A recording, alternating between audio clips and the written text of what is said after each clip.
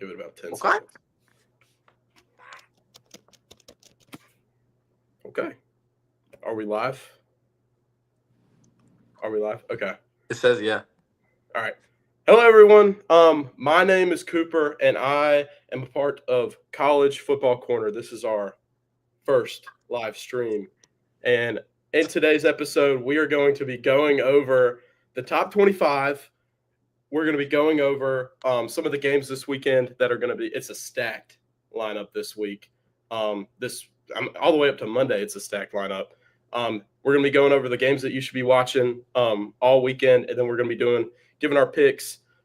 So without further ado, let me introduce everybody. I'm Cooper. I'm a university student at Charlotte. Hit me up. And Wow. And next up we have Trent. Trent, introduce yourself. Trent, I started College Football Corner. And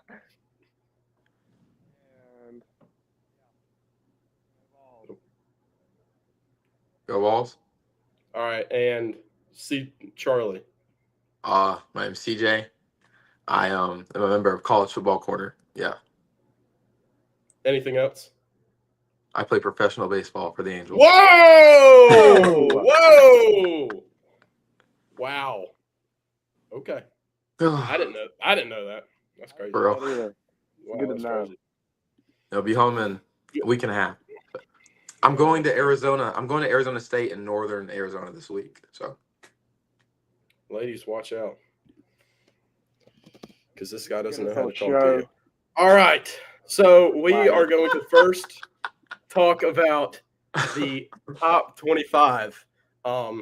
So personally, in my opinion, preseason rankings don't matter all that much. But Clemson is too high. I said it. okay, chill out. We're gonna go over all of the teams. I'm gonna go over most of them. We're gonna start out with number 1, Texas. What are we thinking? Here? I think personally, this is a proper rating. I think they are probably the most complete team overall. Quarterback looks solid. I think they've done the right thing with Arch Manning. Let him sit for a couple years, let him develop. I think he's going to be really solid this year. I think their running backs, Quintavious Wisner, is going to be really good. I think their receivers still are going to be good, and I think that defense is going to be great. What do y'all think? Yeah, I think 100%. this is the most well-rounded team in the country. A little not so proven at the quarterback position with Arch Manning not getting too many meaningful snaps. So Yeah, I 100% agree. I think he's got a bunch of potential. We haven't really seen too much from him, but I think, like you said, they're pretty well-rounded all around. So I think he makes the offense a lot more threatening just with his ability to run and I think he's probably got a better arm than Quinn Ewers. I think he should have been playing more than Quinn Ewers. I think a lot of people thought that, but I mean, yeah. I don't know. I think Quinn Ewers is solid, but I think this year Arch Manning's really going to step up, and he's going to give Texas a completely new look. And Texas fans, you just got to remember that it's his first starting season. He's going to make some young mistakes. You can't get on him. You can't sell a stock in week 2 because he threw 2 interceptions in the game. Yeah, kind of especially when you're going to the shoe in week 1.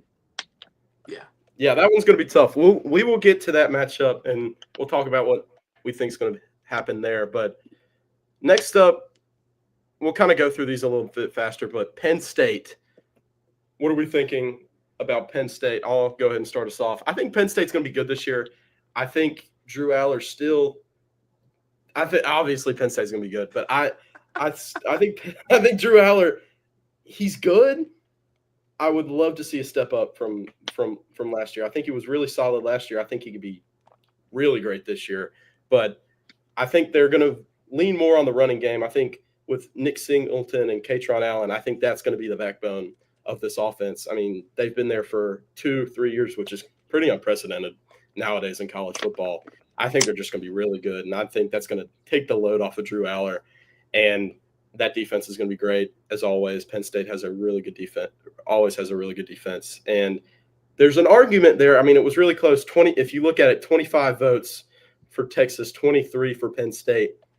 Really close. There's an argument there. I do think Texas probably should have been number one, which was the correct take by the writers. But I think Penn State's really got a good case this year to make a national championship run. And I think if you look at their schedule, I mean, it sets up pretty nice. I mean, Oregon, I think, is going to be probably going to be the early big test, and then at Ohio State, they haven't been able to get over that hump. There's going to be a lot of questions this year. Is Penn State going to Penn State, or is Penn State going to do something good? We'll see. What do y'all think? Penn State always has a great defense. They're always well-rounded on that side of the ball. Just I'm looking for Drew Aller to take another hump this year. He's always been great. I mean, always been good, but I want to see him be great, and he could be a Heisman candidate this year. So, and if Penn State's going to get over that hump this year of being Penn State or being great, he has to play exceptionally well. Yeah, I believe Penn State honestly might have one of the best rosters in the country this year. Probably the Big Ten. They probably have the best roster in the Big Ten just because of Ohio State's turnover.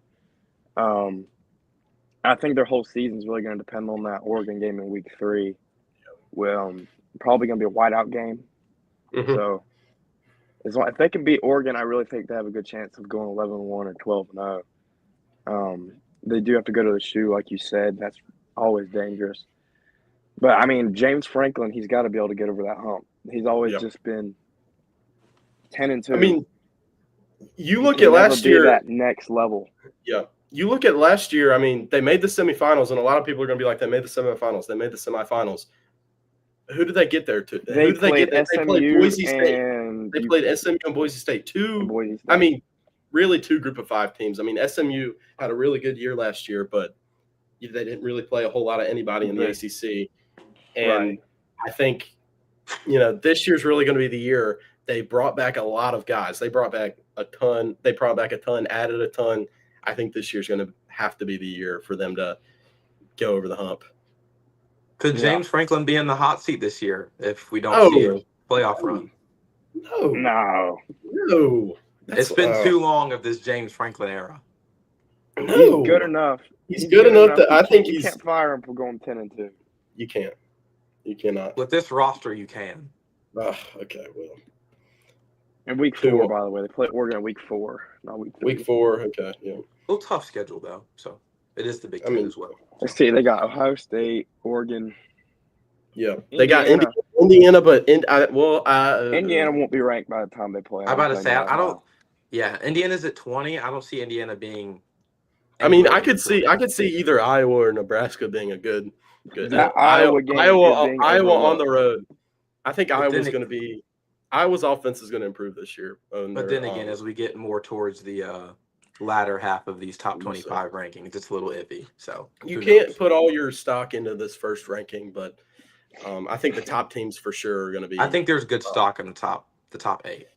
All right. Let's go on to number 3, Ohio State, the national champions from last year, even though they had 2 losses and lost to Michigan.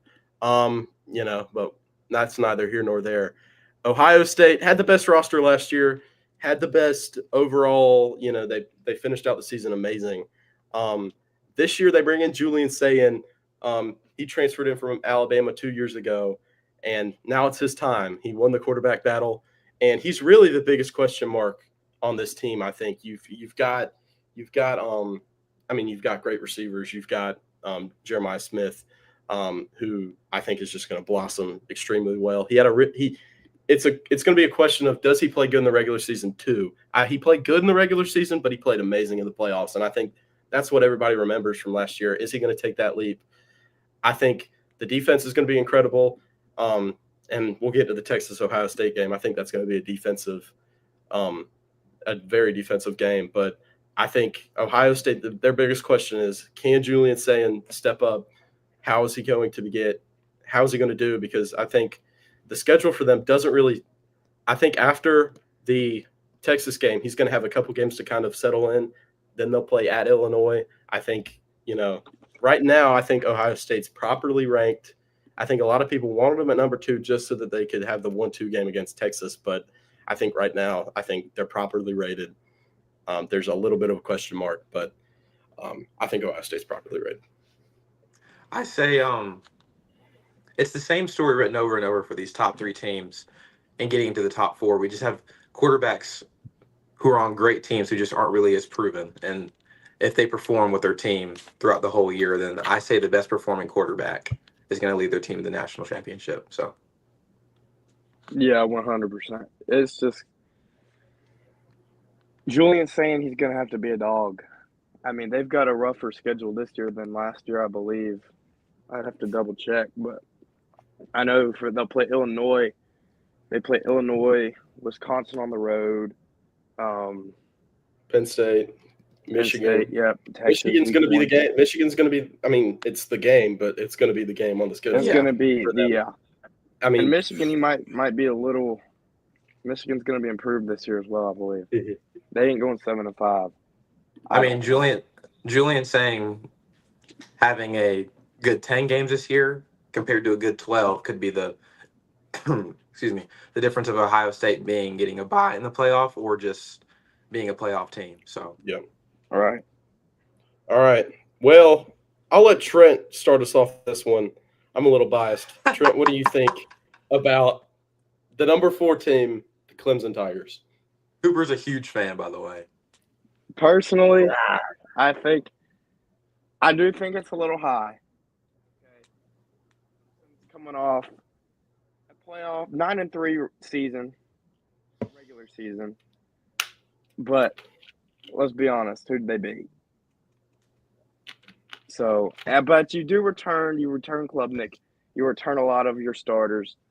So, but 4 is just a little high for me. I don't know about y'all. I think Clemson at 4 is just helping out the ACC a little bit. Cade Klubnik's been good. He has never been great at any of his years at Clemson, and I'll be the first to say it. I'm not a hater of the ACC, but I think them putting an ACC team in the top 4 this year just is just a gimme. Clemson was 0-3 against the SEC last year. They were, and that 9-3 regular season just doesn't scream 4 to me. Yeah, I mean, I think that's the biggest question going into this year. They played 2 SEC teams in the regular season. They are probably going to be playing another SEC team in the playoff because the ACC is a cakewalk. But, I mean, just – Wait, restart, Cooper. You lagged. You glitched. Oh, I lagged. Okay. Sorry. I mean, that is the biggest question coming into this year for Clemson is can they beat top-tier teams? I think they have the roster to do it. You look at Cade Klubnik, who, I mean, I don't think he's going to be the best quarterback this year, but he certainly has the chops for it. He has the running ability. He has the throwing. I mean, he has a heck of an arm if he can use it right. If he can make the right decisions, I think he's going to be one of the best quarterbacks in the country. You've got Bryant Westco, you've got Antonio Williams, you've got TJ Moore, you've got Tyler Brown, who's coming off an injury, who's going to be really good for them. And then you've got a really solid offensive line who has improved every single year. And you've got that defense. You've got a defense who, coming with Tom Allen, coming from Penn State, he's going to lead the defense, I think, really well. I think you've got TJ Parker, you've got Amari Adams, a freshman coming in who, I mean, Dabo said is probably going to be one of the best defensive players out of the gate, kind of a Trevor Lawrence, but on the defense. Watch out for that. And I think the biggest question with this team is maybe their secondary and I'd say the running back position. Adam Randall is going to be the starter. He was a former wide receiver for Clemson, now changed into a running back, and they've got Gideon Davidson. But I don't know with the running back position. The running game's going to have to be good. So I think overall this team, it's a really solid roster. I really like it. I think it's the best one they've had since 2020. And, I mean, they've gotten older. They've gotten experience. It's just really, for me, I think the first game is going to be the deciding factor. They play LSU. I mean, it's at home, but they've got to play an SEC team. That was their kryptonite last year. They couldn't beat top opponents, and you've got to do that if you want to win the national championship, especially with the way it's set up now. And back to what you said about Klubnik being the best in the nation, I mean, if you look around the country, all these premier programs have lost their quarterback. Mm-hmm. Penn State and LSU both returned. I mean, Nussmeier and Aller, but I mean, Texas has a new quarterback. Ohio State, Georgia. Hey, their crosstown rival, South Carolina, Miami, still has Lenora Alabama, Oregon. Yeah, but who else? So, Dylan Stewart on the defensive side of the ball. We'll get to them. But, I mean, overall for Clemson, I think good team. It's just, can Dabo execute? I think Dabo's the big question there. Everybody likes to talk about Dabo, yada, yada, yada. I think they're going to be good. The D-line's going to be great. We'll see with them. And I'm sure we'll see after the first game. Georgia. How are we feeling about Georgia, Trent? It's all going to come down, like I've said before, it's all coming down to quarterback play. So Gunnar Stockton's going to have to prove that he's a starting level quarterback. Sitting behind Carson Beck the last season, there's no telling what he's going to be, really. I mean, we saw him against Texas, but I mean, what did he have, like a 50%, 56% completion rating or something against them? I mean, it wasn't very good. Yeah. I think Georgia this year is going to be solid. It's just you play in a conference that has so much depth and it's so good. It's just they get Marshall and Austin Peay to start off the year, and then they have to go at Tennessee. Then they have to play Alabama. They get Kentucky and Auburn, and then they have to kind of go through a gauntlet. It's just Gunnar Stockton's going to have to be good early, and I think he has the chops to do that. I think if you watch the Notre Dame game where they lost, I don't think he was to blame. I think it was more of the receivers. I think it was more of just kind of mistakes that Georgia made. But the thing is that Georgia really didn't add a whole lot in the grand scheme of things. They have Nate Frazier at running back, who I think he's going to be really good. I do too. But I mean, they didn't really add a whole lot. They did add Zachariah Branch, who I think he's going to be really good. But I think, it's really going to come down to, how has this spring and fall, transformed this team. And I think, out the gate in week 3, we're going to see against Tennessee. Yeah, 100%. And if you look back the past 2 seasons, they've struggled in early conference games. Last season, if you remember, they skimped by Kentucky by 1 point. The year before that, I think it was Missouri. They won by 4 in a nail biter. So I don't really know if Neyland's going to be the place you want to do that. No. I mean, I might be a little biased myself, but Neyland isn't really going to be a place you want to go into not knowing what's going on. CJ? Yeah, I'd say Gunnar Stockton and the Georgia Bulldogs. I feel like they really got better this offseason with the loss of Carson Beck. I feel like Carson Beck's been kind of that game manager for Georgia and a very accurate QB with a pretty decent arm, decent pocket awareness, but just no wow factor to him. I think Gunnar Stockton is just a better fit for the Georgia quarterback room. And the add of Zachariah Branch also helps Georgia as well. I just think they got better through the offseason. But his first true test is coming in week 3 against Tennessee. So it's just really a toss-up to see what's going to happen. Yeah, one player for Georgia I think might end up being good is Oscar Delp, the tight end. Good pull. He was behind, what was his name? Brock Bowers. Yeah, Brock Bowers went down in 23, and Oscar Delp filled in for him. It's a true freshman, and he played pretty dang good. So last year he was a little under the radar, but I think this year. Hey, Cooper, we have UNC Charlotte playing Georgia on the 22nd. Yeah. We'll get to UNC Charlotte later on in the program, but I don't think that's going to be a very good matchup for them. All right, we'll start going through these pretty quick. How about let's say we'll take on one team and one of us. It was good to be longer for the top 5 though. Yeah. So. Yeah. All right, I'll go over Notre Dame real quick. CJ Carr, going to be the new starter for Notre Dame, and they start off the gate really hot at Miami on a Sunday. Don't get me started on the Sunday games, but You know, they're playing. It kind of seems like a similar team, really, with Miami, who's gone through a lot of changes. Notre Dame goes through, maybe not as much.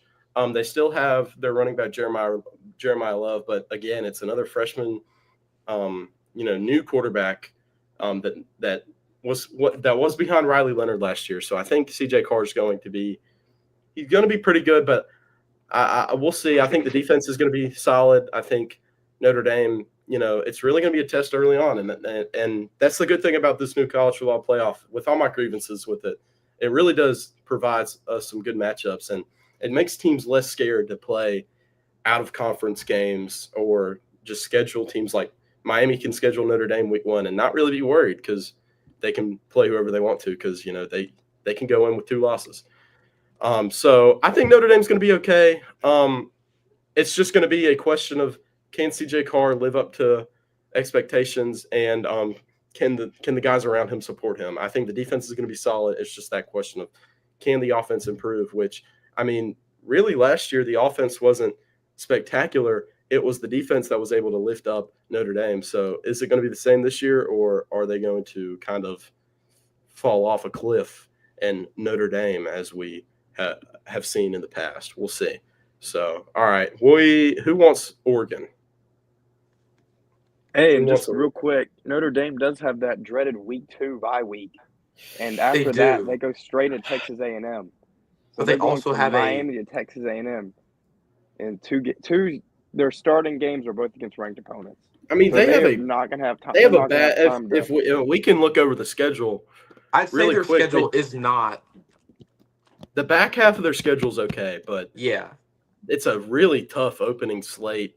You go at Miami, you go Texas A&M, you go Purdue, which that'll be easy, but then you go at Arkansas, and then you go Boise State. It's just a weird first 5 games for. It is really weird. For Notre Dame. I think if they get hot at the right time, they can sneak through to the back half of their schedule and just be all right. But I mean, honestly, if you just go 3-2 and then win out, I think there's still a chance because they've gotten rid of the automatic first four conference champions are in. So, I mean, I think there's a chance they can get in. We'll see. I mean, there's still 5 automatic qualifiers, but I think if you're Notre Dame, your goal is to go 11-1 if you want to make the college football playoff. Yeah, if they can split Miami and Texas A&M, I think they will be just fine. Yeah. It's really a proving season for Marcus Freeman. Yep. He had an incredible season last year. All right. On to Oregon. Who wants to tackle Oregon? Cooper, I think you're doing pretty good at it. All right. I will go with Oregon. I think, obviously, Dante Moore, he sat behind Dylan Gabriel for a year. And, I mean, I think with this Oregon team, I think there's just a lot of question marks. I think they lost a lot. They lost a lot last year, but they do have Mekhi Hughes. I really like Mekhi Hughes from Tulane. He is going to be your running back for Oregon, and I think it's just going to be a question of how are they going to be able to manage all of this change. I feel like they lost a lot of guys last year, and they had to go through something pretty tough. Which, I mean, they had the 1 seed in the playoff. They lose immediately, get blown out, and now you lose all these guys and you have to recover. I mean, I'm looking at the schedule. I think it's pretty favorable, actually, other than being at Penn State, which, I mean, you can maybe mark that down as a loss. I don't think Oregon's as strong as they were last year. That's going to be a tough one. Whiteout, most likely. But other than that, your next toughest opponent is arguably either Oklahoma State or Indiana, which, I mean, I think either way, maybe Iowa. But, I mean, I think 11-1 is definitely in the cards. But I think Dante Moore's a real big question mark. I mean, I've heard that, he's still kind of, or at least up until, this week, he was still in a quarterback battle. So, and I mean, he should have been the obvious starter for this team. So, a lot of quarterback questions there, but I think, I mean, as a lot of teams have early on in this season where, they're not proven. So, right. But I think I like Oregon's schedule. I don't like, the things that surround this team, but I think if they go off to a hot start and beat Oklahoma State, I think they could. I think they could have a good chance at going 10-2, 11-1. Yeah, and they are eased into that Mhm. those ranked opponents. They Yeah. have 4 unranked opponents before they play Penn State, which is obviously a tough game on the road at night. But you have back-to-back ranked opponents. You go to Penn State, then Indiana at Autzen Stadium, and then you have 6 straight unranked preseason opponents. So we'll see how they turn out. Do I got Alabama? Yep, you can take them. Give it to me. Okay, so well, dude, so, it's like a plague. Whoever starts talking just starts lagging. There we go. For real? Am I good? Yeah, you're good. Yeah, so just another just pandemic of the college football world at the moment, just unproven quarterbacks. Ty Simpson, I just mean we haven't seen him much. So also in the SEC, just a dog eat dog world. So I mean it's not very forgiving. Opening up against Florida State, I mean, another gimme. Their first 3 weeks are pretty gimme games. I'd just say their number one true test being Georgia in week 4. Just see what Ty Simpson can do. Yep. I think Ty Simpson's gonna be good. I think that's kind of a given. I think I believe Jam Miller got hurt, which I mean we also that's have a great receiving core at Alabama as well. So I mean, Ty Simpson's not doing it without any supporting cast. So I mean, he has great weapons around him as well. Yeah, Ryan Williams. I mean, you've got. I mean, he's going to be a big question mark. I think, he started off the season great, didn't really translate to the back half. But I think now you have a more solid, offense to go with. I think you have a more. We have more of a pro style look from Alabama because Jalen Milroe rushed for almost 800 yards last year. He passed for right under 3,000. Not to knock Jalen Milroe, but he was probably the most inconsistent quarterback that I've seen at least this decade in college football. I mean, you would go from him. I remember lighting up LSU at LSU and it just being incredible. And then he goes to play at Oklahoma and it's 24-3. It's not even close. I mean, he can't. He keeps turning over the ball, and we saw. I saw that the year prior to that too. But I mean, it's just. I think Ty Simpson is going to give them he can run the ball. Ty Simpson can run the ball, but I think he's just going to give them a lot more consistent, just level to this offense. So I think it's gonna be a test. They're going to be tested a lot this year.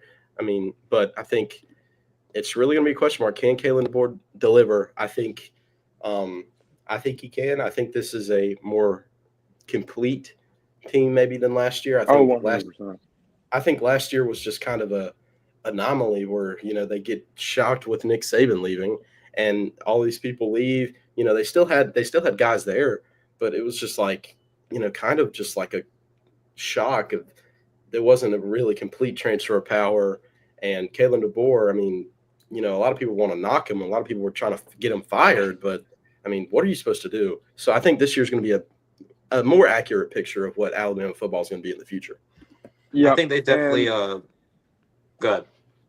I mean, he had huge shoes to fill with Saban leaving, obviously, but this year he adds Ryan Grubb at offensive coordinator from Washington. So, I think that offense will be clicking pretty well this season.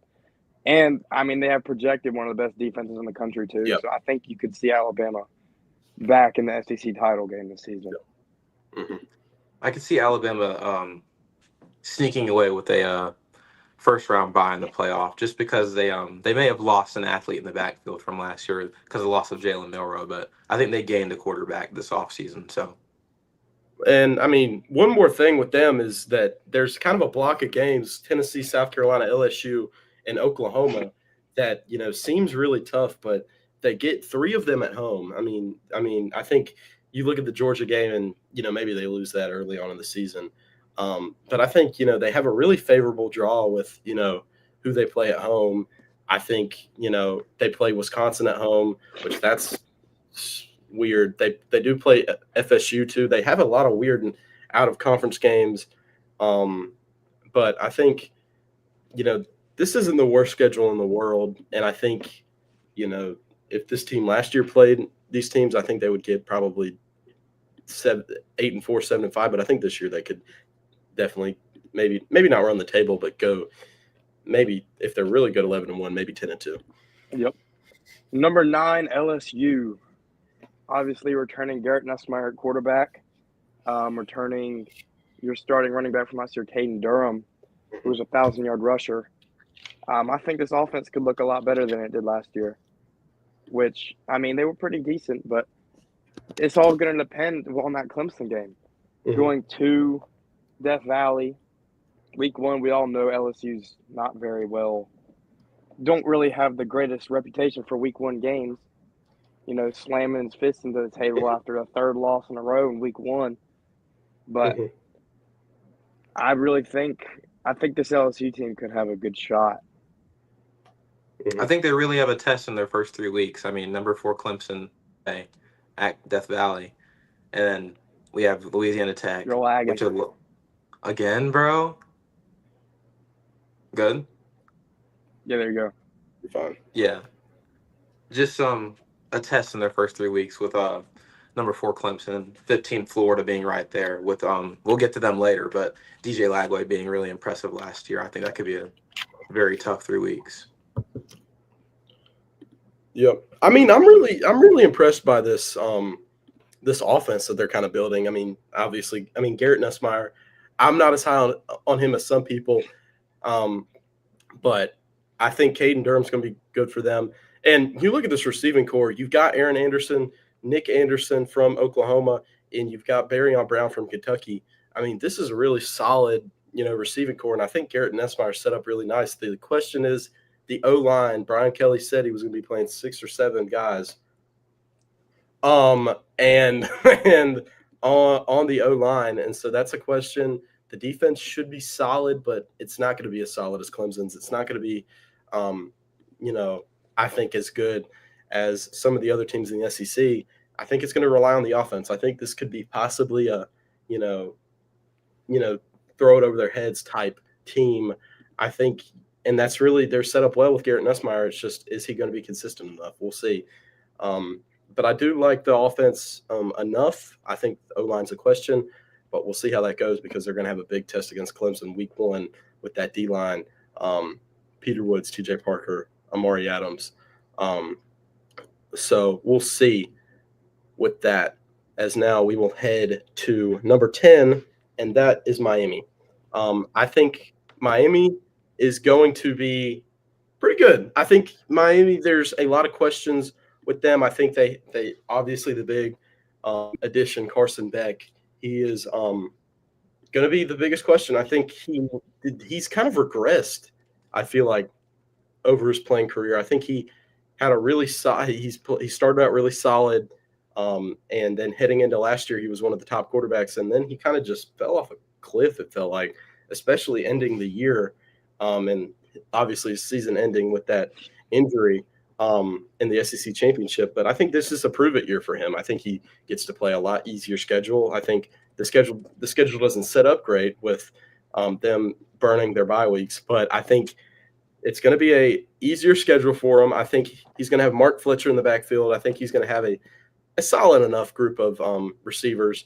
I think this is but I think this is a Miami team that's going to be a completely different team. I think their defense is going to be a lot more it's going to be a lot better.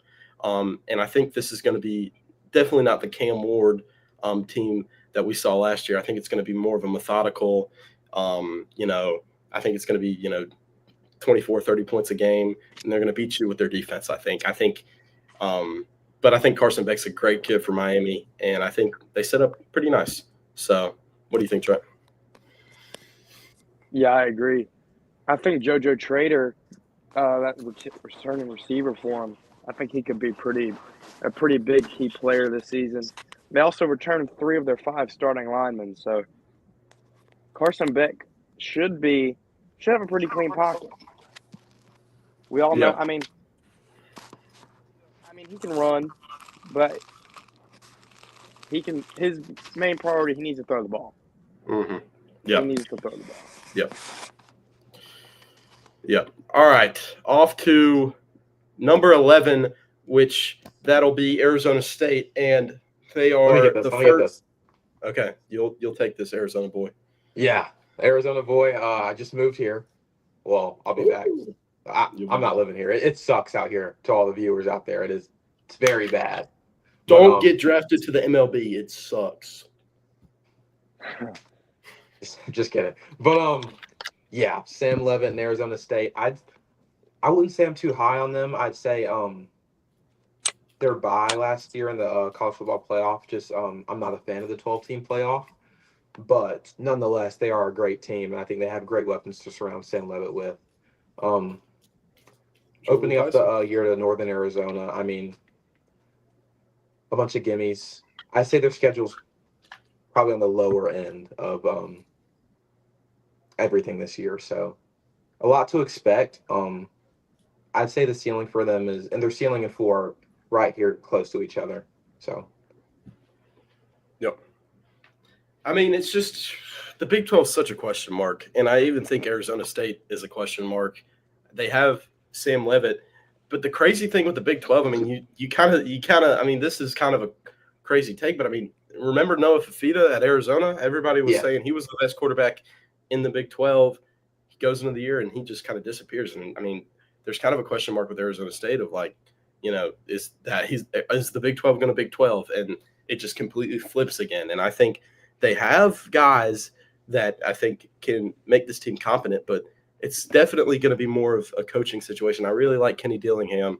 I like the coaching staff that he has around these guys. And I think if they, I mean, with the roster, I mean, you look at the Texas game, they did not have nearly as great of a roster as Texas did. And they were able to compete, and they were able to get back into that game and almost win it in double OT. And so I think, it's really going to be more of a coaching thing that they're going to have a leg up on with the teams in the Big 12. It's just, can the talent rise up to that? And I think Sam Levitt, he's obviously got some chops, but we'll see what happens. The Big 12 just is such a question mark. I don't know with that. With their strength of schedule being so weak, they're set to play 2 ranked opponents right now, but I don't see Texas Tech or Iowa State being ranked by that time. So, All right. Well, next up we have Illinois. Anybody have thoughts about Illinois? Obviously returning Luke Altmaier. Yeah, I think he's going to be a big role or play a big role. Coming off that Cheez-It Bowl win over South Carolina. Take that with a grain of salt, obviously, but I mean, ranked number 12, I think is a little high, but their schedule is pretty favorable, to be honest with you. Let's see, you have your first 3 games are almost. I mean, you go to Duke in week 2, but that should be, if you're a number 12 team, you should be able to win that handedly. You go to Indiana in week 5. That I don't know. That's a toss up for me. And then other than that, you have Ohio State. Then you go to Wisconsin. But again, just Illinois that's trying really to handle your only themselves tough in the Big game. Ten. What's that? Just again, Illinois trying to handle themselves in the Big Ten. I mean, they are number 12 ranked team, but it's also Illinois. A lot unproven. Luke Altmaier is back, but again, just another toss-up in the college football world because there's no really solidified top 25 yet, in my opinion. I mean, I think this is just an example of, sports writers just looking and, seeing where Illinois ended up last year, and they're like, okay, let's put them there. Right. I don't think there's anything notable, that they've added, that they've, they've just kind of retained. What were they, 9-3 last year? I mean, yeah. I think this is definitely a team who could go 9-3, 10-2, and I think that's what these sports writers are projecting. And I mean, they wouldn't be wrong in that, but I mean, this isn't a ranking of where they're going to end up at the end of the year. This is a ranking for right now, and so I don't believe that this is the right ranking for them. But I mean, looking at the schedule, it's very favorable. I think Luke Altmaier is going to be good. But right now I don't think this is the proper rating for them. No. Number 13, South Carolina. Who has that?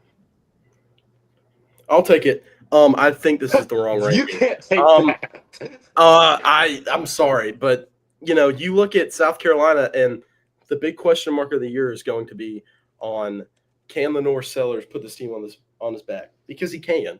You kind of saw this in the Clemson game. If you watched that game where it was a low scoring, it was more defensive, but I mean, both of the teams were kind of lackluster, I felt. So, I mean, I think, he can put a team on his back and win almost any game, just with his ability to create plays out of the pocket, and being able to scramble.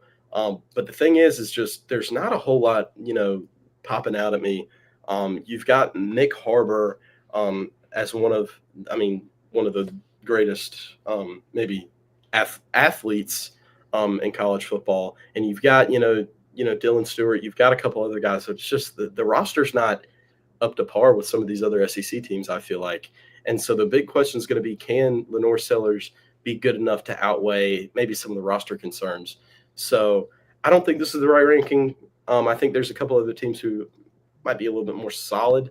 But I think, South Carolina overall, I think they're going to be good. I think it's just, they play in the SEC. I think one bad play and Lenore Sellers gets hurt. If we switch out Lenore Sellers with another quarterback, I think we're talking about a whole different team here. So that's my take with that, but that's hypothetical. We'll see what happens with that, but it's going to rely on Lenore Sellers a lot. And I think Lenore Sellers is one of the best quarterbacks in the country. But other than that, I'm not seeing a whole lot here. Yeah, I agree. It is going to come down to Sellers. They have a decent amount of turnover on both sides of the ball, obviously.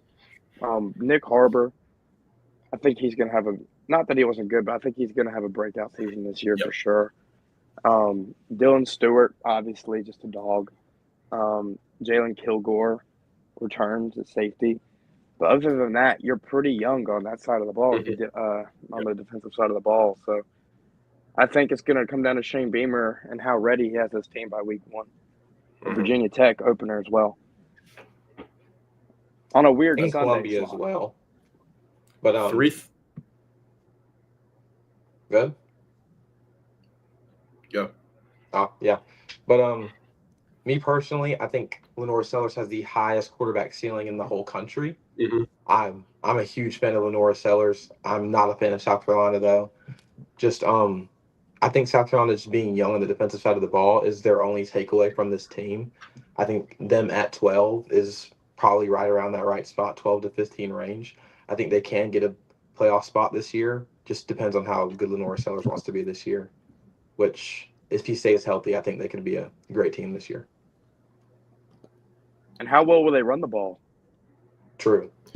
I think that's a big question.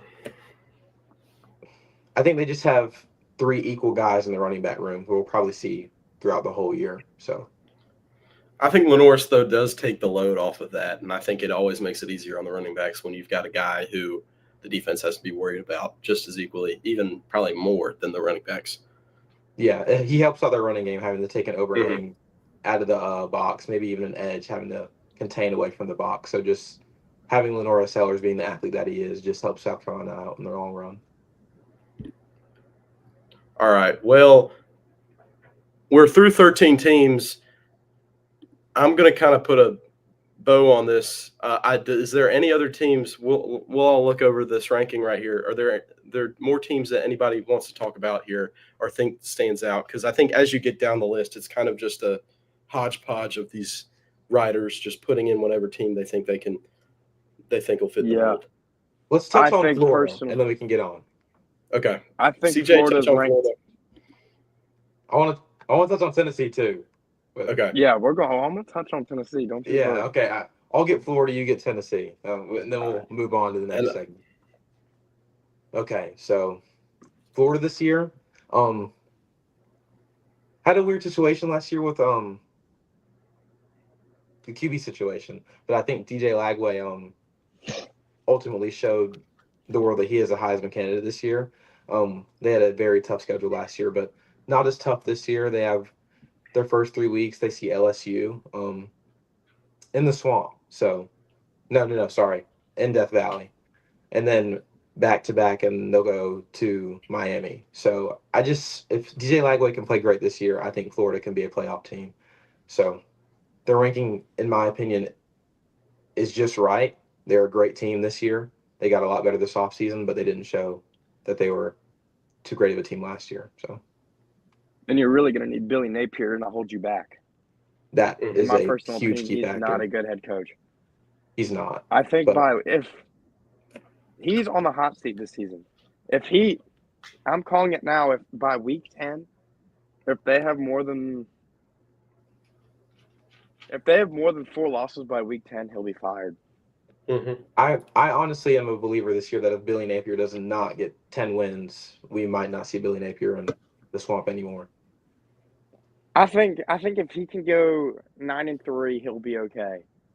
Acceptable. 8-4 with a bowl win, but the problem is he has a lot of talent at quarterback right now, and he's got to be able to play with it.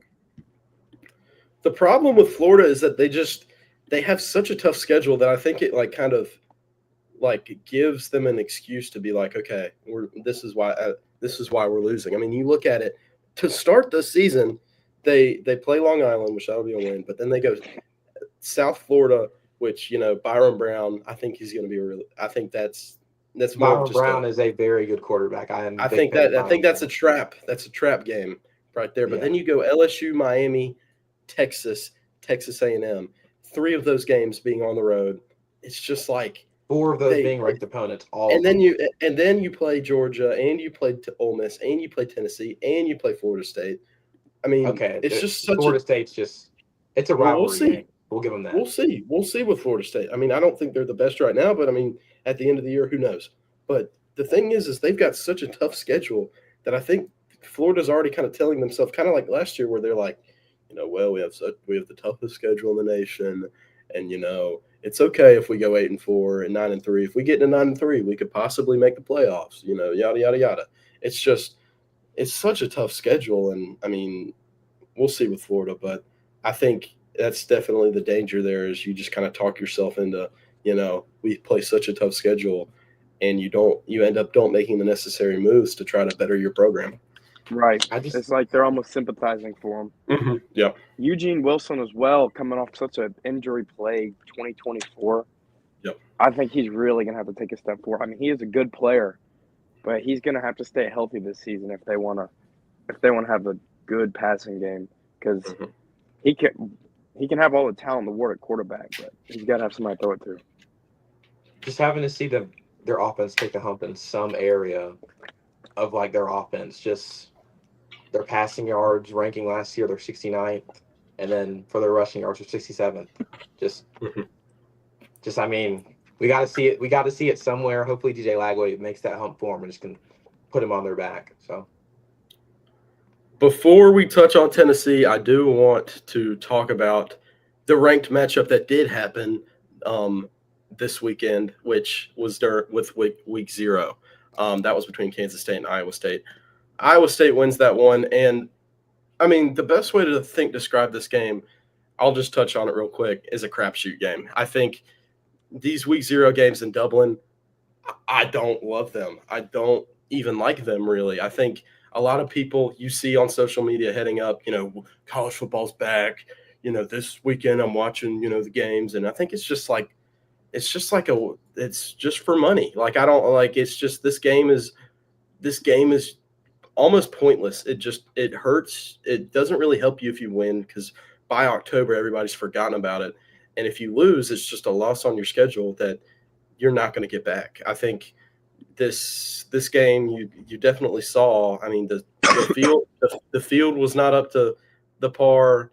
I mean, it was raining a whole lot, a bunch of turnovers. I think we did get a good second half, but I mean, props to Iowa State for pulling it out. But I mean, I think both of these teams, I mean, even with we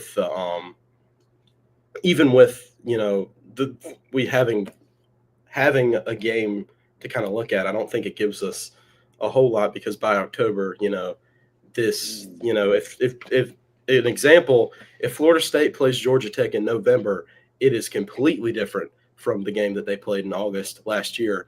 So, it's just I think this game it shouldn't be counted as a conference game. It shouldn't replace the game that they play on campus. I mean, there's so many examples in week 1 and week 2 of just like stupid like neutral site games. I mean, Charlotte App State playing at Bank of America when they could just take the 5-mile trip over to Charlotte and play it on a college campus. I think, there's so many games, and I think that's a big problem with week 0, week 1. But anyway, that's just my take on, the ranked matchup that did happen. I think Iowa State did look pretty good. I think they have a good running back room. I think they have a good quarterback in Rocco Beck.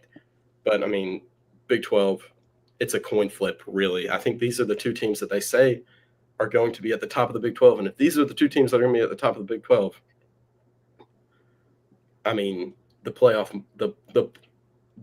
going to get a pretty bad team. But we'll see. Maybe Kansas will shoot out and become the star. But we'll see. Anyway.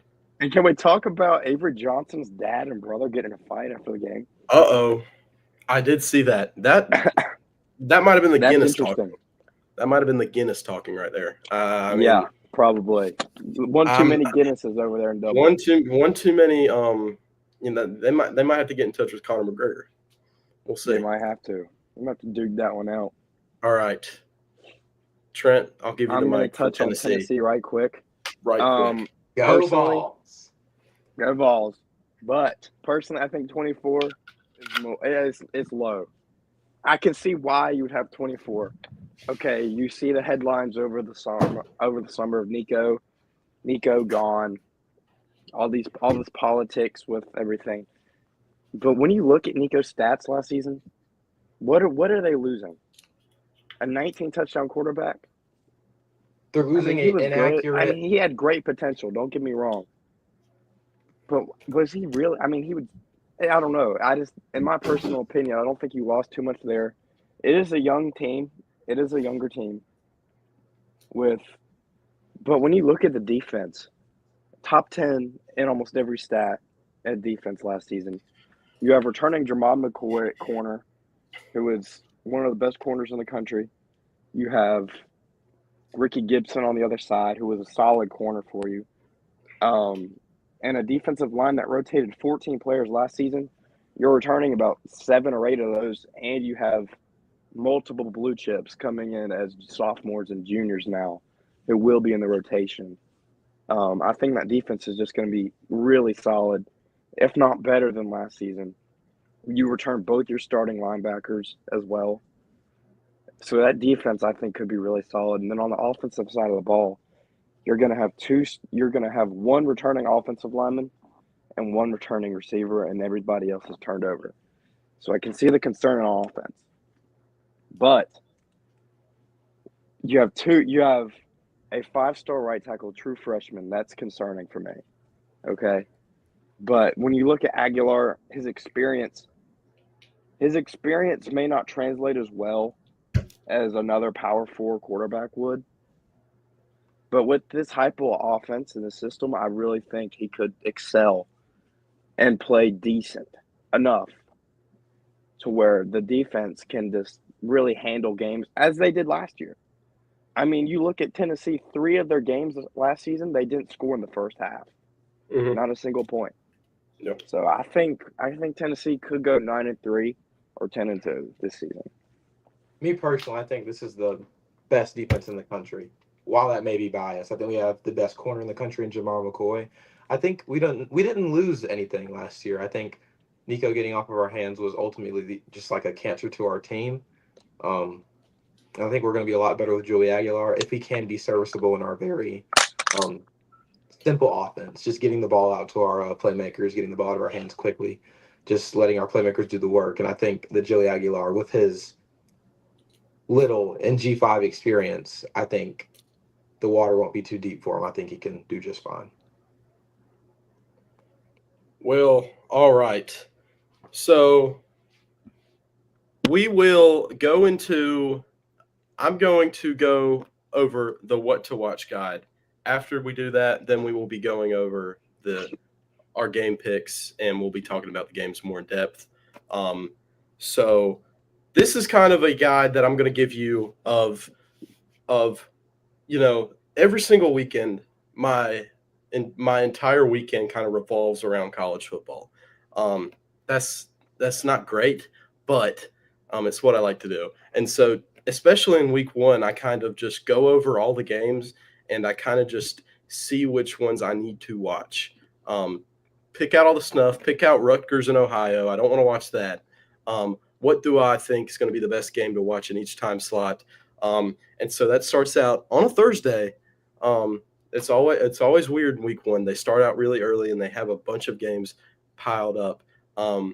So I think really early on Thursday, there's a big game that we should be all watching on tomorrow at 5:30. It's number 25 Boise State versus South Florida. I think this is going to be a really interesting matchup between Maddox Madsen and this Boise State team who has still a lot to prove, even though they just made the playoffs. It kind of feels weird to even say that. They made the quarterfinals of the playoff, and they lose kind of just one guy. I mean, they lose a couple other guys, but they lose one guy, and it feels like the team's completely different.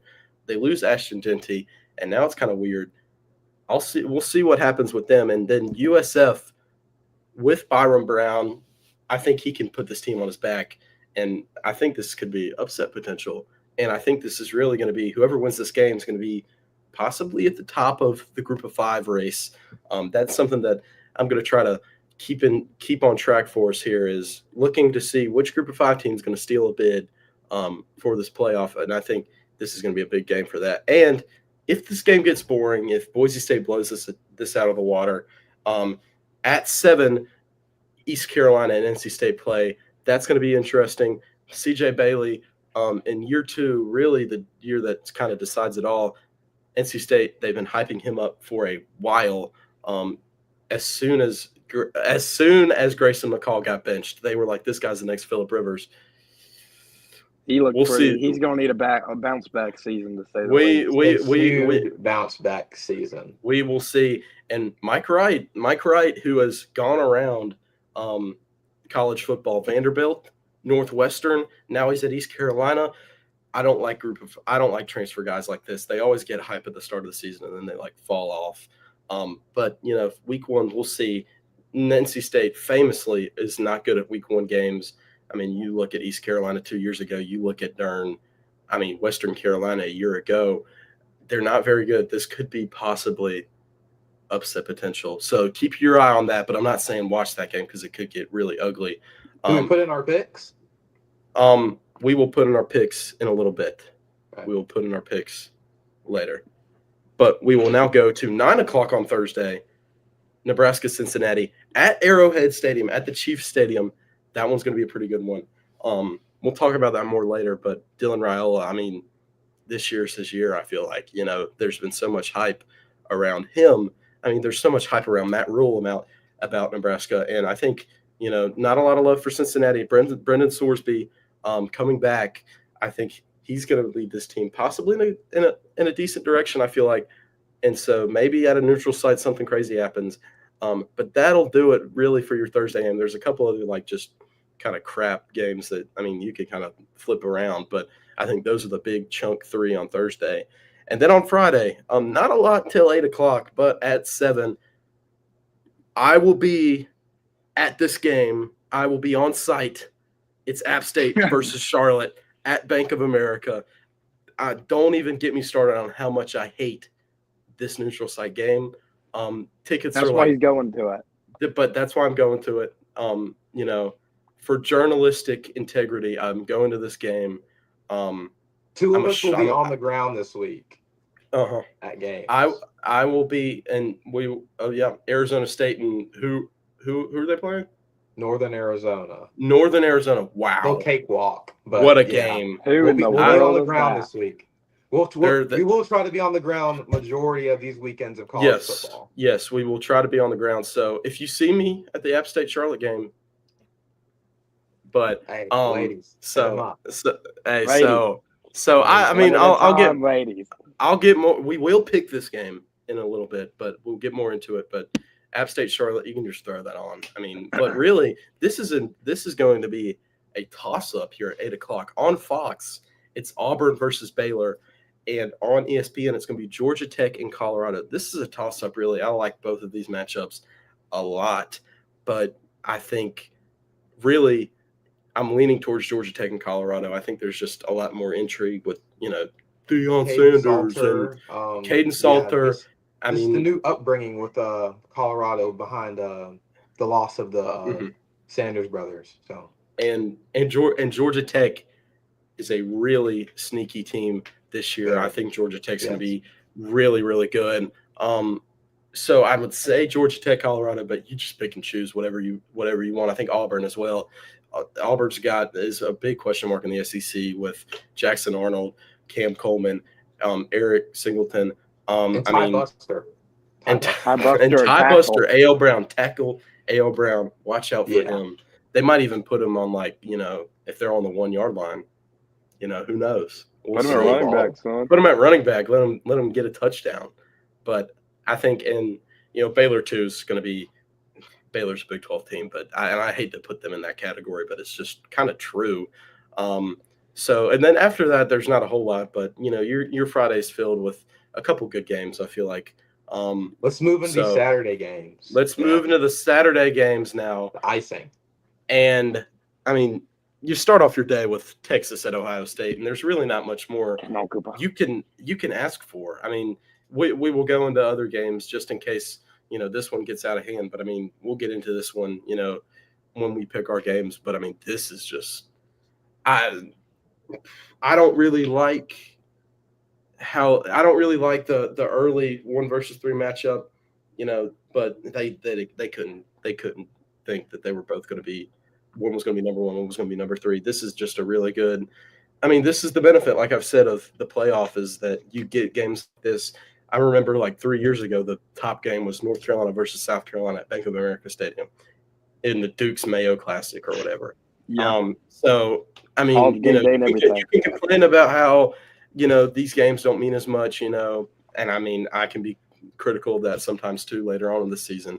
But right now – we get a good slate, and it's because of the playoffs. So that's good. And now, with the SEC moving into a 9-team schedule and forcing and they have force to play a Power 4 team. So you're going to play 10 Power 4 teams. So that could open up a bunch of game ones. Oh yeah, that's going to open up a lot of weird, as I like to call it, weird games early on. We have a very nice Saturday ahead. Speaking of Tennessee and Syracuse as well, Battle of the Orange. Honestly, lots of unknowns in that game. Lots of unknowns. I think it's going to be whoever loses this game. I believe that's. I think Tennessee could. It's whoever plays the worst. I think it's not if you're going to win it. I don't think either of these teams are going to come out the gates firing. I think it's more of going to be can Tennessee shut Syracuse down? Can Tennessee score? We'll see. But I do think that's going to be an interesting game. So, if you've got the quad box, put these two games up next to each other. Maybe make Texas, Ohio State a little bit bigger. But I think Texas, Ohio State, amazing. And then, if both of these games just suck, you can put on Northwestern versus Tulane. And this is really just if you're a college football sicko. I think this is what I like to do, and this is what makes my dad mad, is that, I'll flip it to one of these games, Northwestern, Tulane. Coastal Carolina versus Virginia, and he'll be like, "What are you doing?" I'm like, I want to watch a good game. And if both of these games suck and you want to watch a good game, Northwestern versus Tulane, Preston Stone for Northwestern, he played for SMU last year, if you remember, and got benched for Kevin Jennings. He's now playing for Northwestern. Tulane's gonna have Jake Retzlaff, who's walking on. There was a whole scandal with that. I'm not going to get into that because I'm not trying to get in trouble, but we'll see with Jake Retzlaff. I think that's going to be an interesting game, but only watch these Tennessee, Syracuse, Northwestern, and Tulane at 12 o'clock if Texas and Ohio State is so unbearably bad. And then we have at night a lot of people's favorite game, LSU versus Clemson at Death Valley. So that's going to be good. That's going to be a good one.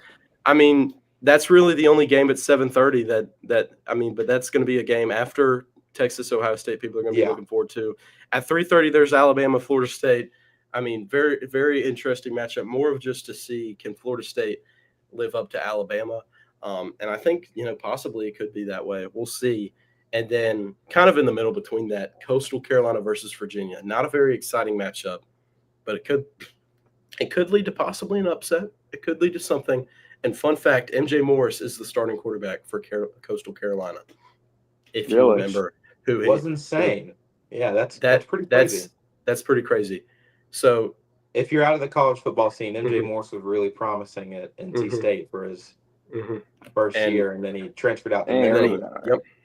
And he's just kind of fallen off a cliff, but we'll see with him. And if LSU loses this Saturday, that is 4 seasons in a row for Brian Kelly with the loss. Yes, and isn't it 5? Isn't it 5? I believe that would be 4. That would be USC. It would be Clemson, USC, double Florida State. Maybe 4, but I think maybe 5. I'm not sure, but we'll see. I mean, we'll see with that. That's going to be an interesting game. We'll talk more about that. At 10:30 and 11, if you are a Pac-12 at night fan, there's Cal versus Oregon State, former Pac-12 matchup, and Utah and UCLA, 2 former Pac-12 matchups. They collide. I think these are going to be okay. I mean, these aren't going to be your money makers, but I mean, UCLA, you can watch Nico, see what he's doing. I think Nico, it's a big question with them. Are they going to be good? I don't think he's got as good of a talent around him as he did as Tennessee, but I think it could still be. Or as much money. Or as much money. That's true. You don't got as much money. That is true. That is true. Boy, I got no money. And then weird because it's week 1. 2 games on Sunday. If you are in tune with college football, usually there's a Sunday game and a Monday game. There's 2 Sunday games. The first one, South Carolina, Virginia Tech. The second one, Notre Dame, Miami. I think these are both going to be really good games. And, they're just trying to fill that spot. NFL doesn't play on Sunday this weekend. They're just trying to fill that spot. They're just trying to make as much money as they can. And I don't blame them. These are going to be 2 really good matchups. And then on Monday, TCU, North Carolina, and that's just going to be the Bill Belichick show. But I think TCU is going to be pretty good, and they're going to put up a good fight. And I think North Carolina might lose this one. Where is that one at? Is it in that one's at UNC? At UNC. But Josh Hoover, he's going to be a really good quarterback, I think, this year. And I think TCU is a dark horse in the Big 12. All right, now we are going on to the final part of our show. It's the picks. This is how this is going to work. We are going to have 10 to 15 games per week. We'll decide based on the slate because, some slates are weaker than others. This one's jam-packed, but we have 15 games this week, and each week we're going to keep count of, who we pick, and at the end of the year, we're going to have a champion of the who knows ball the best. If I'm predicting, I'm thinking CJ's probably going to get last, but we'll see. I know the most ball here. Okay. Hey, did you download Google Chrome? That's MacBook ball. I don't know MacBook ball. That boy don't know nothing about a computer. No, he had to get an agent for a reason. So let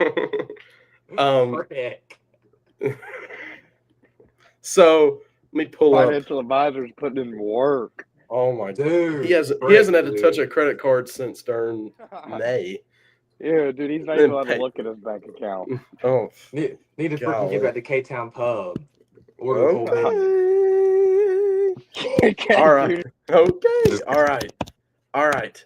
So that's our outro. Okay. All right.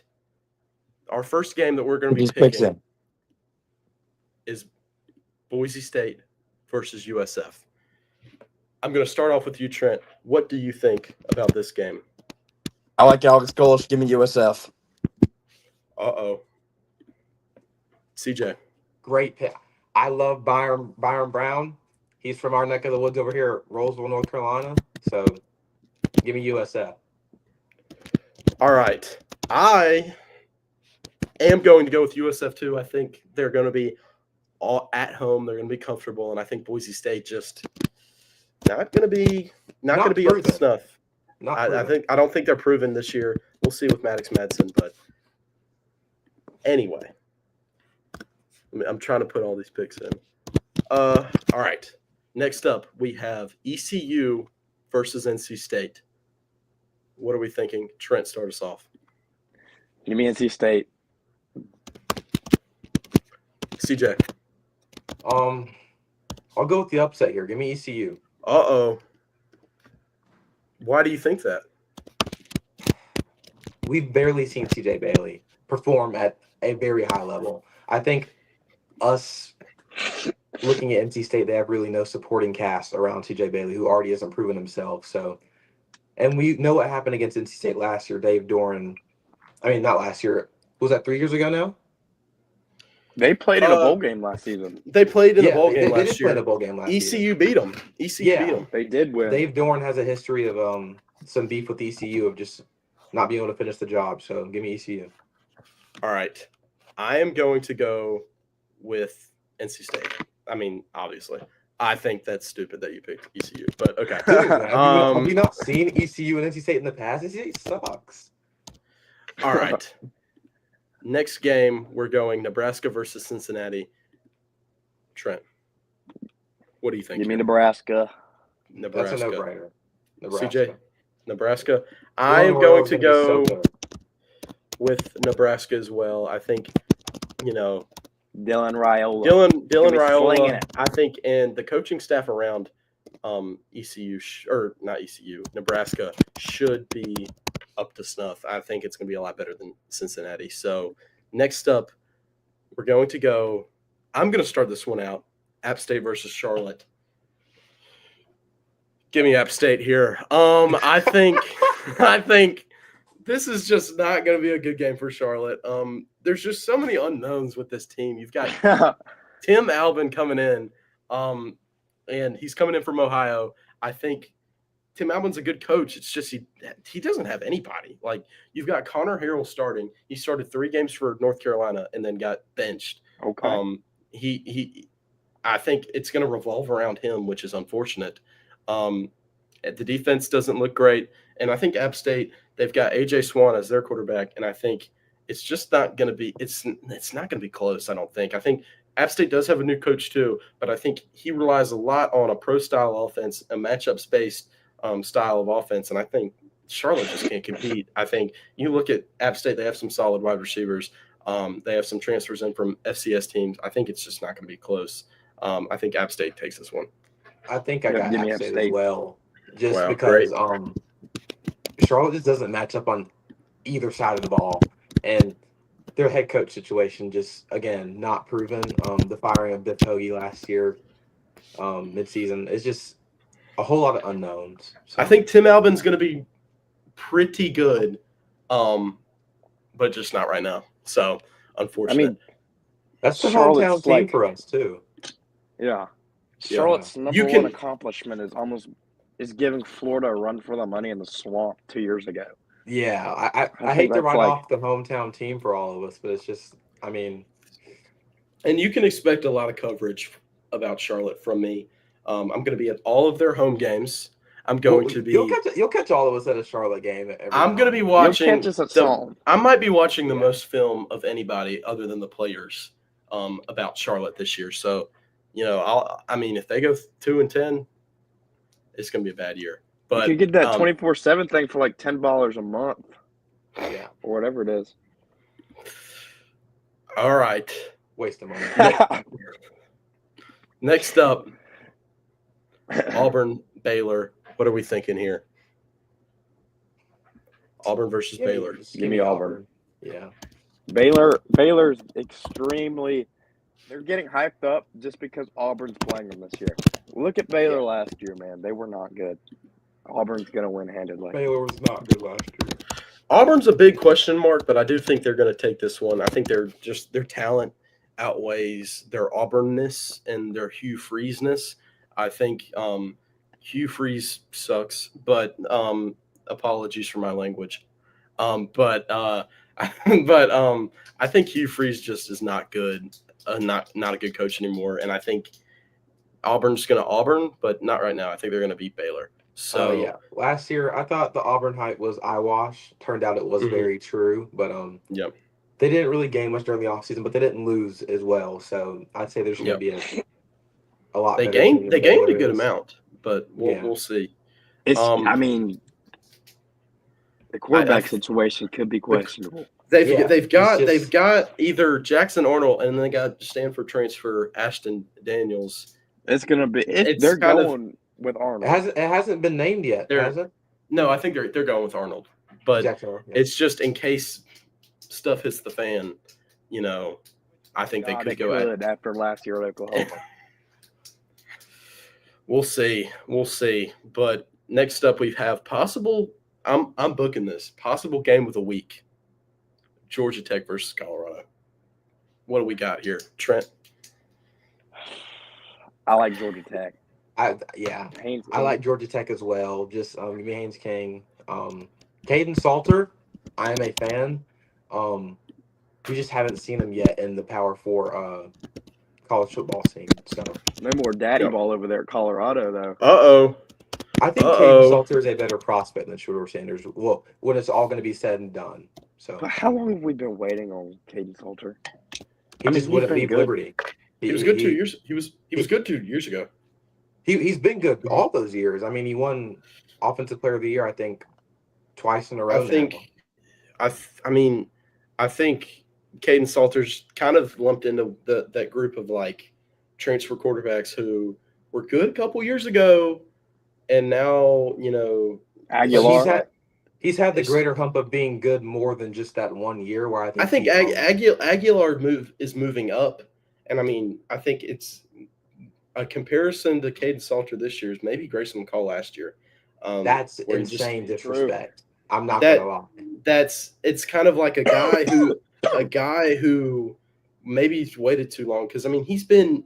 I agree. He should have transferred. He should have transferred last year, but after that, he could be pretty good this year. But I think their freshmen should be possible. It could be a situation where in the first 4 games, their freshmen. What was it, Julian Lewis. Julian Lewis. I think he needs to be the starter. At least I think if things go sideways for them, I think at least after the first 4 games. I think Caden Salter's experience will guide Colorado in the right direction because I feel like he should have transferred 2 years ago after that first Offensive Player of the Year at Liberty. But he should have gotten out. He definitely is still a great prospect, and if he just puts it all together here in the Power 4. Caden Salter was cut by Josh Heupel in 2021. That is very true. I was hoping he would come back after when he hit the portal this year, but it was a drug-related cut, though. I don't think it was performance. And then he went to Liberty. He went to Xander Atwell University. All right, next up, we are going Tennessee versus Syracuse. Give me the ball. I don't want to even hear the answer. Give me the ball. Give me a good rundown of this game, dude. Give us a good rundown here, Trent. So you've got 2 very, very unknown teams coming into this. You've got Joey Aguilar in spring. Both quarterbacks coming in spring. So neither of these really have much experience coming in with the offense. So I do think Fran Brown is a good head coach. I really do think so. Mm-hmm. But with just how much turnover he has, I think he has 1 returning offensive lineman from last year coming off that 10. It wasn't 10-win season, but just I don't know. I don't know how much I trust it. Tennessee has a very proven defense. So give me Tennessee. I think us just being so advanced against Syracuse on just us being on the defensive side of the ball, we're just so much better than Syracuse's offense. So I think that will regardless of our offense plays, that'll carry us to that win on that Saturday. So I'm excited to watch the game, but give me Tennessee by probably at least 2 scores. Yeah, Steve Angeli is just. He had that 1 drive for Notre Dame that was a field goal, and people like to hype that up a lot. They do have Jonte Cook coming, a former 5-star, but season I don't know how much you can really get out of him in a first game. So I don't know. Like I said, Fran Brown is a very good head coach, but we'll see. Don't get me started on Steve Angeli, but I'll go Tennessee here. Yeah. I'll go Tennessee. Next up, Northwestern versus Tulane. Trent, what are we thinking? Give me Tulane. Yeah. Northwestern is not a good football team. Yeah, I'd say they're more of like a healthcare school. A bottom, not. I don't know how to put it. When you look at the Big Ten, teams like Northwestern is why you look at the Big Ten and know they're so top heavy. Northwestern is a bad team. That's a good explanation. You can look at Arkansas, or no, excuse me, not Arkansas. Like Mississippi State, pretty dang bad too. But like, they can still give teams a run for their money, like Georgia last year. But Northwestern's just bad. Yeah, it's like that's a great explanation. Like you see the Big Ten and you look at the bottom of their ranks and you see Northwestern, it's just like, oh wow, like this conference really is dog dookie. So I can't say that about the SEC. Like any team in the SEC could win on any given day. Any given Saturday. Like any given Saturday. Yeah. If you didn't tune into that, you should. It's a pretty good Netflix show. Well, I'm gonna switch it up here. I'm gonna go Northwestern.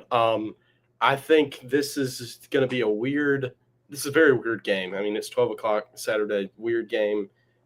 American versus Big Ten team. Is there any attendance to this game? No. I don't know. Is the Tulane fandom strong? I think after the last couple of years, maybe, but I think Preston Stone needs to step up here in this game if they want to win. And I think, maybe just coming at this from a different angle, just trying to switch it up. But I think Tulane's got a lot of questions too. I think you look at their quarterback situation. They've got Jake Retzlaff, but he's coming in and he came in like 4 weeks ago. If he's not the quarterback, then who is? They lose Darian Mensah. And there's not a whole lot of talent offensively. I mean, it's a group of 5 team at the end of the day. People can talk about Tulane all they want, but it's a group of 5 team. It's a group of 5 talent. They have Retzlaff, but I mean, after the summer he's had of going through a sex assault case and getting suspended from BYU after, him being hyped up all fall, and now he's got to learn a new playbook, and now he's got to, find a rhythm with new teammates. I mean, it's just, how is he going to do it all? I think first game jitters. If Retzlaff's not the QB, I don't know. I mean, it's just I think Northwestern's got a little bit more solid base, and I'm going to go with them. So that is my pick. Next up, we are going to look over Cal versus Oregon State. What are we thinking here? Trent starts off. Oregon State. Okay. I'd probably just go with Oregon State. I mean, I'm not an SEC hater, but I'm also not ACC hater. I'm also not an ACC lover. So, and Cal's it's just Cal. So, I think Oregon State has built a pretty good roster. They've got Malik Murphy as their quarterback, and I think they've got a couple other pieces around it to where I think he has a good supporting cast, and I just feel like Cal's defensive side of the ball is. Cal starting a true freshman. It's going to be a really good true freshman quarterback. But I'm not going to try to pronounce his name. You can look it up. But I think it's just going to be Oregon State kind of doesn't dominate this game, but it's going to be pretty handedly. That Oregon State wins. I think they have better talent, and I think at the end of the day, they're playing at home, I believe, and it's just not going to be very close. Speaking of Cal, did y'all see Jade Ott was put at 3rd string for Auburn? Or for Oklahoma? Oklahoma, yeah. Yeah. That's crazy. That I wouldn't maybe you just had a bad camp, but I think that's a bad decision. I think Jade Ott's raw. But anyway, Utah versus UCLA. Trent, give me your thoughts on UCLA. I think UCLA is going to be a very, very incomplete team. You've got Nico, who has a lot of potential, with no offensive line and nobody to throw the ball to. And he's going to be under pressure just about every single snap. So I think Utah is going to pretty much kill him. Give me Utah as well. I say like the potential game can only take a quarterback so far until we actually step up and prove it here in our junior year now. So I'm high on Nico, as I was a Tennessee fan. There is a little bit of animosity now that he is at UCLA, but I won't knock the fact that he is a great prospect, but it's time to put the money where your mouth is and prove it this season. So, and stop staring down your first receiver. Yeah, in our very, very simple offense, by the way. Yeah, I'll go Utah too. I like Utah's quarterback, and I think UCLA. There's definitely question marks there, especially with just not quarterback, because I think they'll be fine at quarterback. I think Nico is solid enough. I think it's just the players around him I don't think are going to be as solid as Utah. So I'll go Utah as well, as we will head on to our next game that we're going to pick, and that's South Carolina versus Virginia. What do you think here, Trent? Ooh. Well, first I was going to say it's too bad Cam Rising doesn't have a 15th year of eligibility for Utah. Yeah, I mean, finally. I mean, he's been there the last 3 years, but I don't think he's played a snap. He's gotten hurt every single year. Yeah. Give me South Carolina though. I think Virginia Tech is just going to be overwhelmed. Yeah, I think South Carolina as well. It's just they're not really evenly matched for Virginia Tech. CJ, you can have a backbone on this. What? You can have a. You said Tech. You can have a backbone if you want. No, because you said Virginia, and I was finishing it with Tech. Oh. Yeah. Okay. But, yeah, South Carolina's probably Lenore Hill's legacy game right there. So. I don't know. My ACC allegiance is telling me to pick Virginia Tech here, and Kyron Drones is going to be really good. But I'm going to pick South Carolina. I'm going to pick South Carolina. I think it's just not. I don't think it's feasible that they win this game after what they did last year, and they didn't really add a whole lot. So I think. I'm not really high on South Carolina, but I'm not really high on Virginia Tech either. So I'm going to go Virginia South Carolina. Tech play Vanderbilt too? They do. So they play two SEC teams but they play two SEC teams. South Carolina's a top SEC team this year. I'll stand on that. Hey, we'll see at the end of the year. We'll see. But next up, we have TCU versus North Carolina. What are we thinking here? Dude, this is a tough one. This is probably one of the more evenly matched games this week. So a very well coached TCU team. In my give me TCU. Opinion. I'd say TCU.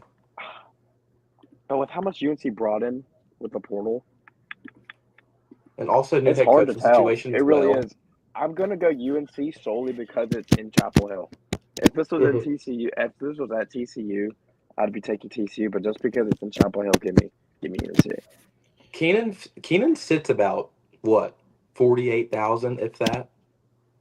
I think it's like right at 52. 52. So I'd say it being in Chapel Hill has no effect. Give me TCU. I mean, I think so there's traveling week one. Yeah, I think there's just such a question of like, what is this team? I mean. I feel like there's still a quarterback controversy with Max Johnson and Gio Lopez. They've got a lot of transfers, but like, are those transfers going to be like developed into the system? What even is the system? Is Bill Belichick even like running the program properly? There's like all of his girlfriend crap that he's going on with. It's just like there's so much like there's just so much like extra crap with this UNC team, and I'm like questioning like, are they going to be like a finished product? Week one on a Monday, and I like TCU a lot better. I think they've got a good foundation. They've had the rough couple of seasons since, their national championship run, but I mean, I think Josh Hoover's going to be splendid for them, and I think they've got a couple good receiving options. And I think, I mean, like I've said before, dark horse, Big 12 contender. I think it's just such a question with this UNC team, and I mean, I'm even nervous about. Or I'm not nervous. I'm excited about the North Carolina Charlotte game, but it's like even with that, it's like what are we doing here if you're UNC. So I'm going TCU on that one, but I think it's definitely a toss-up. So now we're going on to the big three games of the weekend. We're starting off with Notre Dame, Miami. CJ, what do you think? Notre Dame, Miami. Give me Notre Dame. CJ Carr, I think he will have a great season. Hello? If he just isn't really proven. Hello? Yeah.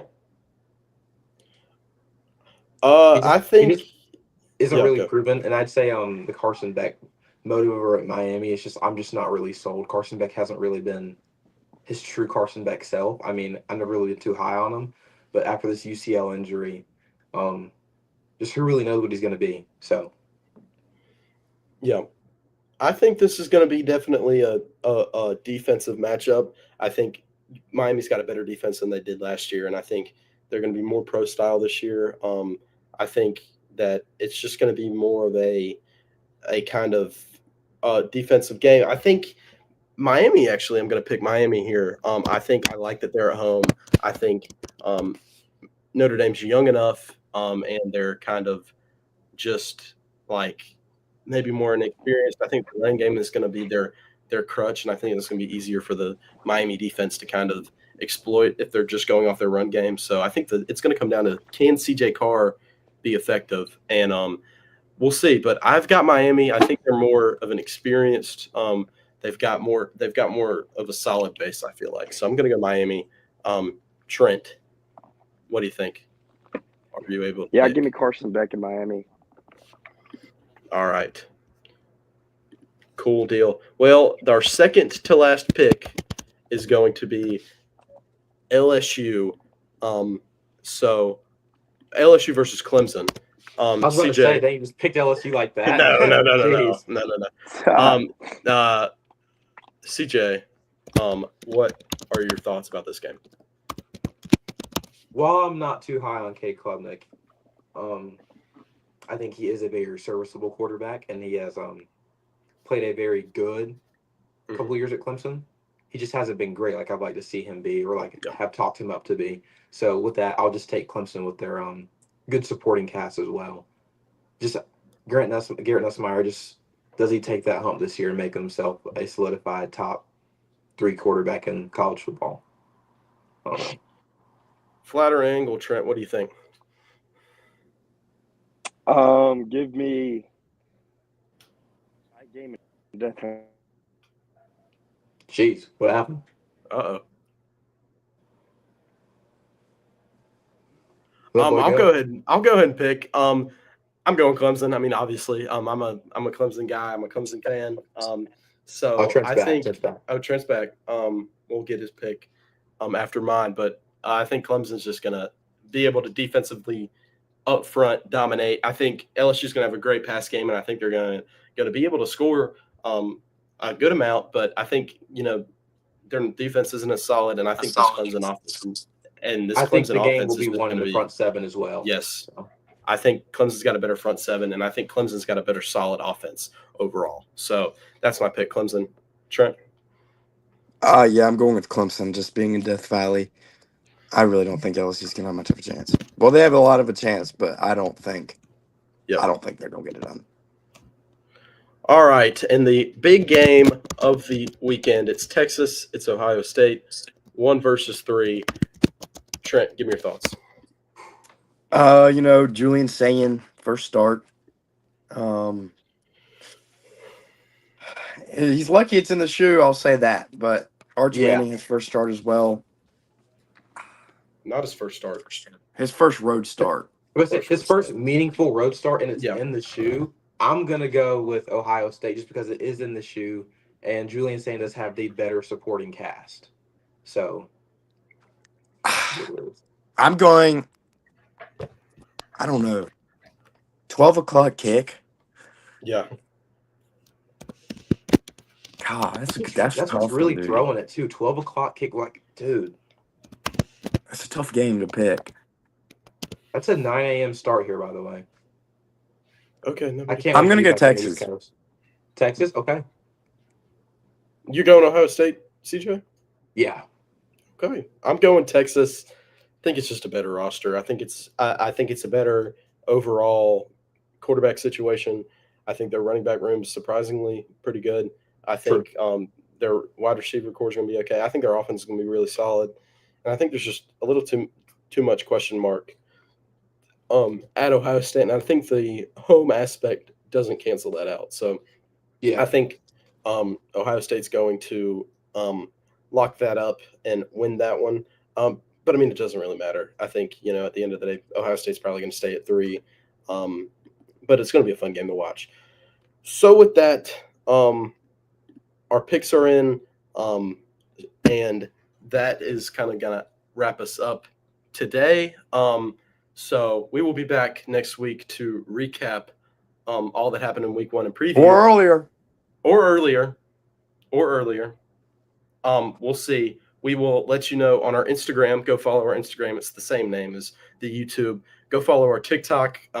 It's the same name as our YouTube. So go follow those two. We're going to be posting clips. I'll post some TikToks of what I think, a little bit of a preview before the show of what I think of some of these matchups and how they played out. Check the Instagram, for updates on what we're going to be doing here on YouTube. Fun first episode. Trent, what do you think? Any closing thoughts? Should be a great week 1 slate. We'll see what happens. Could be disappointing, but we'll see what happens. I think it's going to be good. Yep. CJ, any closing thoughts? I think we're going to have a great week 1. College Football Corner crew, we will be on ground for some of the year. Probably more often than not, I'd say. Yeah. Probably like half and half on the ground, us watching. We watch every game. I'll be going to at least 4 games this season. I'll be going to at least 6 or 7. I'll probably be around like the 5-ish mark this year, yeah. But can we or we'll let you know. We have a couple things in the works that we're trying to work out, but we'll see. But I'll be at all the Charlotte games. I'll be probably trying to go to a couple others. We'll see. But fun stuff in the works this year. We're trying to start this thing up and really put some effort into it. So thank you for watching. We will see you next week. See ya. See ya. Okay.